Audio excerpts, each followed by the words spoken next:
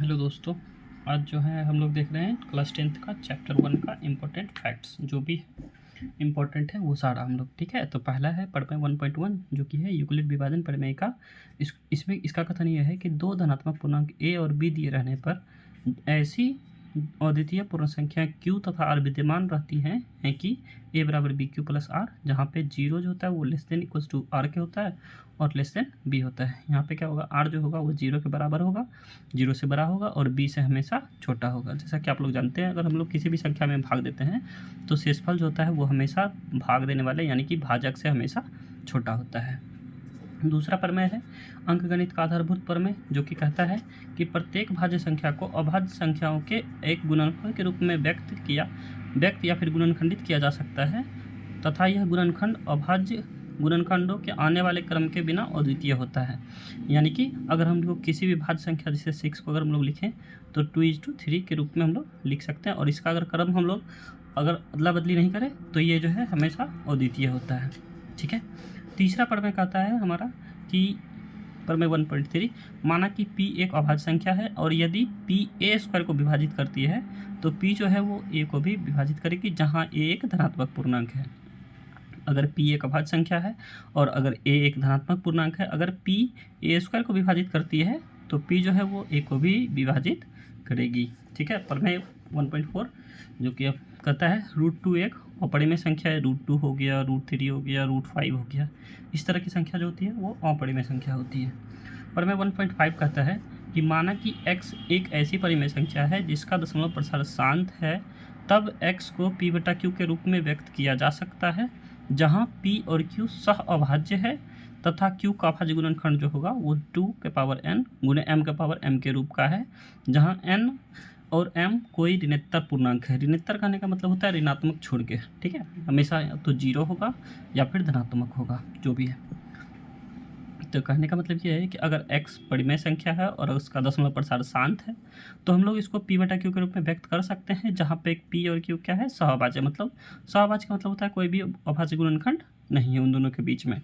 और जो हर का अभाज्य गुणनखंड होगा q का वो होगा 2n और 5m के रूप में। यहाँ पे 2 और 5 का होना जरूरी है, तभी हमारा जो दशमलव प्रसार होगा वो शांत होगा। प्रमेय 1.6 कहता है कि फिर से वो सेम चीज़ है कि माना कि अगर x बराबर p/q एक परिमेय संख्या ऐसी है कि q का जो अभाज्य गुणनखंड है वो 2n और 5m के रूप का है, जहाँ n और m ऋणात्मक पूर्णांक है, तो x का दशमलव प्रसार कैसा होगा, शांत होगा, जो कि हम लोग पिछले प्रमेय में हम लोग देखे ही हैं, ठीक है। नेक्स्ट पॉइंट हम लोग का प्रमेय 1.7 कहता है माना कि x बराबर p/q एक परिमेय संख्या इस प्रकार है कि q का अभाज्य गुणनखंड 2n गुणे 5m के रूप का नहीं है, जहाँ n और m ऋणात्मक पूर्णांक है, तो x का दशमलव प्रसार जो होगा वो अशांत आवर्ती होगा। कहने का मतलब ये है अगर हम लोग का x बराबर p/q एक परिमेय संख्या इस प्रकार है कि q का अभाज्य गुणनखंड जो है 2 गुणे 5 के अलावा एक कोई और अभाज्य संख्या आ जाती है, तो वो जो हमारा होता है दशमलव प्रसार वो हो जाता है अशांत आवर्ती। नेक्स्ट पॉइंट है हम लोग का, किसी दो संख्या a और b का HCF जो होता है वो a और b से डिनोट करते हैं, और यह दोनों संख्याओं का प्रत्येक उभयनिष्ठ अभाज्य गुणनखंड की सबसे छोटी घात का गुणनफल होता है। जहाँ जैसे कि हम लोग अभाज्य गुणनखंड के हेल्प से हम लोग HCF निकालते हैं, तो दोनों में जो दोनों संख्या होता है दोनों संख्या में से जो सबसे कम घात वाला जो उभयनिष्ठ अभाज्य गुणनखंड होता है उन सारे गुणनखंडों का गुणनफल होता है। और जब हम लोग LCM निकालते हैं तो किसी दो संख्या a और b का LCM जो होता है वो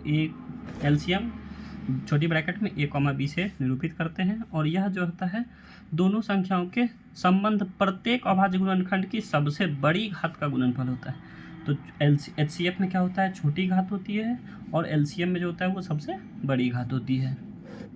और एक और इम्पोर्टेंट लाइन है कि किसी दो धनात्मक पूर्णांकों a और b के लिए HCF a, b यानी कि दोनों संख्याओं का HCF और LCM